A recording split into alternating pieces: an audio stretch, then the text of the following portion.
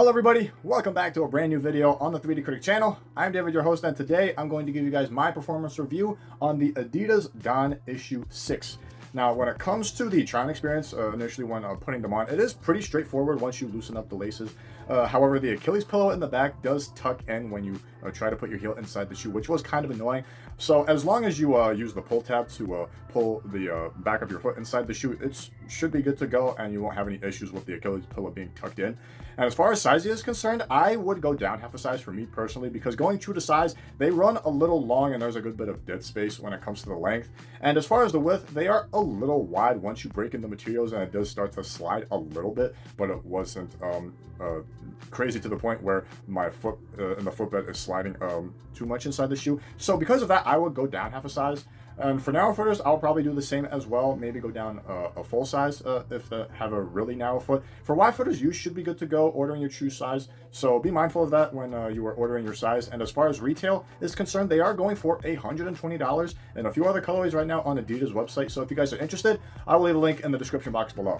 Now, in terms of the outsole, you are getting this decoupled translucent outsole with this very simplistic radial traction pattern. And in terms of overall performance, in my opinion, they performed very well with a couple of issues that I've experienced. When it comes to the overall grip on lateral movements, it was really instant and it was very tacky on the court going from side to side. So I really liked how shifty I was when I was playing in them, and I was able to be really sticky on defense and trying to get open for shots really easily. For vertical movements, however, they are good, but not great in my opinion compared to the lateral movements. I found that on hard stops, they do slide a little bit under you when you're trying to stop on a dime, and I did slide a little bit.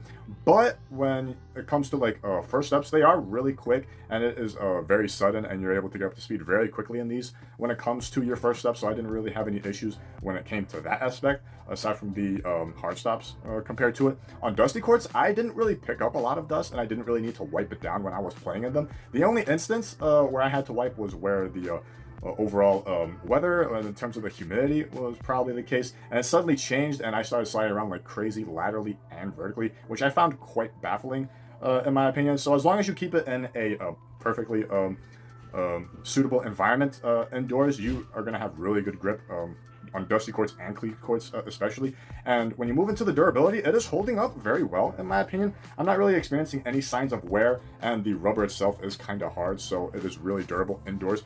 Outdoors, however, I would probably avoid because the grooves are really thin, and after you start rubbering it in, it's going to start melding into each other, and it's not going to be really good in the long run if you play them outdoors. So I will keep them indoors to get the best out of them. But overall, aside from a couple of issues that I dealt with them, the traction overall is very good laterally and vertically, with a little bit of sliding when it comes to hard stops. So overall, it is a very good and solid traction setup overall. Now for the cushioning itself, you're going to get a full bed of Light Strike with Light Strike Pro here in the forefoot. When it came down to the forefoot cushioning, it was a very responsive setup when I was playing in it. It had a really reactive feel, and it was really low to the ground when it comes to how you felt on the court in terms of overall condition and being really reactive on the court. And it has a nice bounce with the horseshoe shaped shank plate that you get in the forefoot, and it extends to the midfoot with the plastic midfoot clip that you get, which gives it a nice spring under your foot. That way you're able to get up to get rebounds and stuff like that. So it was a really reactive and bouncy feel, but not like crazy bouncy at the end of the day, but it was very good under your foot nonetheless. And the heel cushioning, they were very comfortable, and they felt really mushy in the heel in my opinion. And as a result of that, it gave you really nice compression in the heel, and the impact protection was really good on top of that.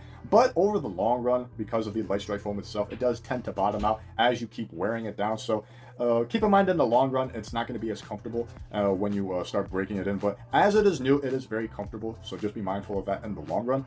In terms of fluidity, they are kind of a clapper because of the decoupled outsole that you get overall, but because of the mushiness that you get in the heel, it does kind of negate that effect overall when you're playing in it. And I really didn't experience it that much. Just only when I tried to notice it, I only felt it, but when I was playing, I didn't really notice it that much. So in terms of fluidity, they get the job done in my opinion. And overall, the cushioning, I really liked it overall. It is a slight improvement to the DON Issue 5's cushioning setup, where it was just a straight up Light Strike. It has a little more springiness, and it is overall pretty good, and it is an improvement at the end of the day. So I really like the forefoot cushioning. It's responsive and bouncy when it needs to be, and the heel cushioning as well is really comfortable and mushy when it needs to. Just be mindful that it does bottom out over time as you keep playing in it. Now, moving into the materials, in terms of the overall build, it is pretty basic when it comes down to it, and it is kind of cheap in my opinion.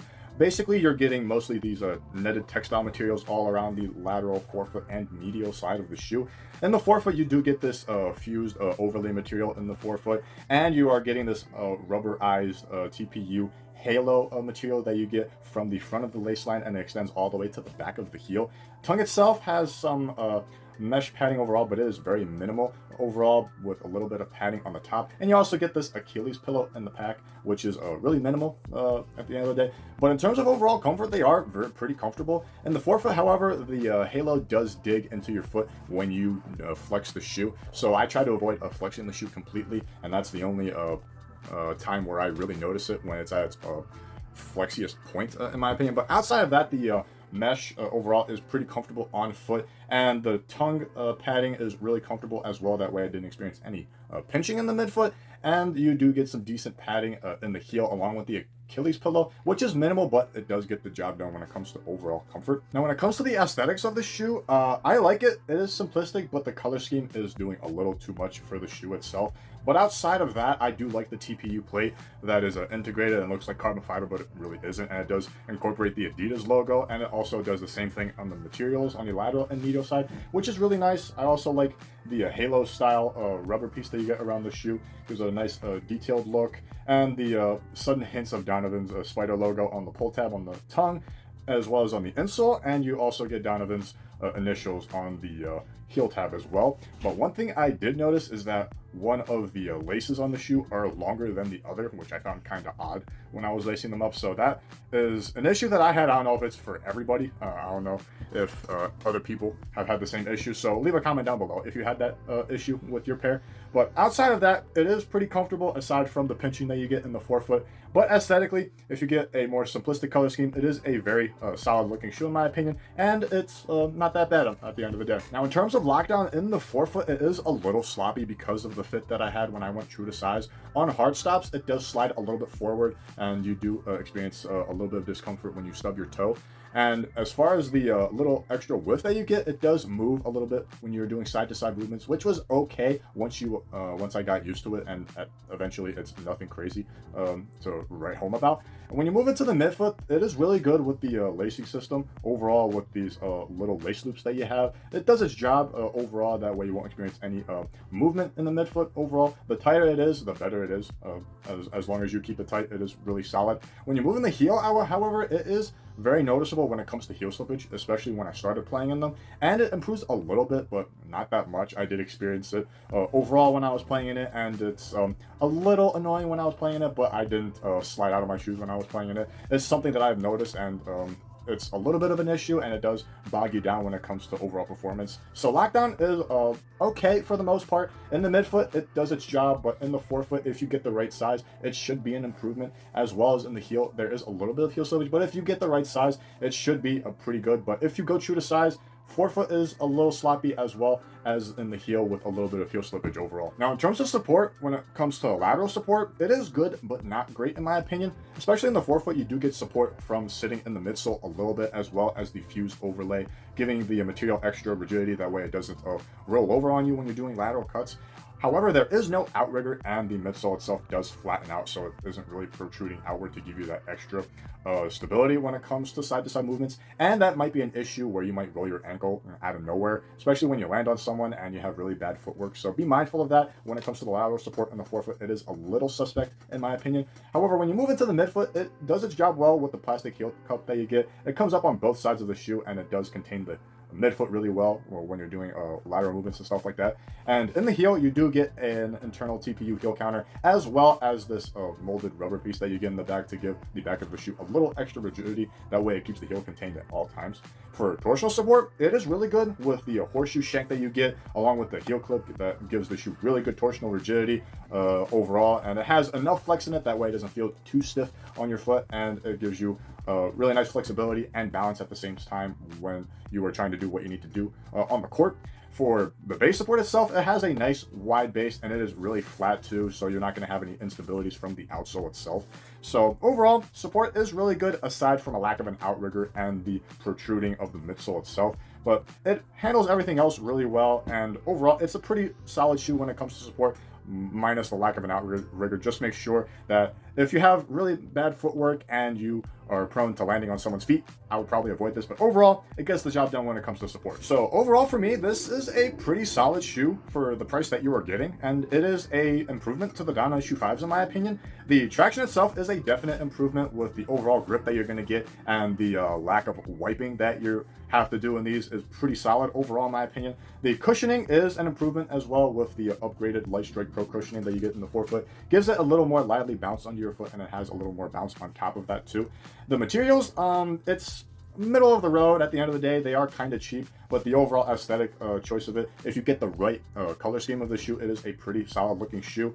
The overall lockdown in my opinion is a downgrade in my opinion compared to the DON Issue 5s, and the support as well, it's hit or miss when it comes to the support. It's gets the job done at the end of the day for both, but I did like the DON Issue 6s a little more compared to the DON Issue 5s, and for $120 it is a solid option for a budget type shoe if you like really good overall performance. This is a very solid shoe, and I would absolutely recommend it to you guys if you are a shifty guard like myself that needs to be really sticky on defense and try to get open going side to side and just propelling yourself forward going down the court. So overall, I really like playing in this shoe, and it is a very solid shoe overall, in my opinion. Thank you guys for watching this video. This has been my performance review on the DON Issue 6. Leave a like if you enjoyed this video, and comment down below on what you think of the DON Issue 6. Are they better than the DON Issue 5s, or are the 5s better than the DON Issue 6? I would like to know your comments about that, as well as any other questions that you might have. Feel free to comment down below as well. If you would like to stay up to date with future videos that I'll be posting, hit the subscribe button down below, and it'll greatly support the channel as well. And if you'd like to see my performance review on the DON Issue 5s, I will leave it on this side of the screen. And if you'd like to follow me on social media, all of that information will be in the description box. I hope you guys enjoyed the rest of your day. I hope this was beneficial to you guys, and until next time, keep shooting.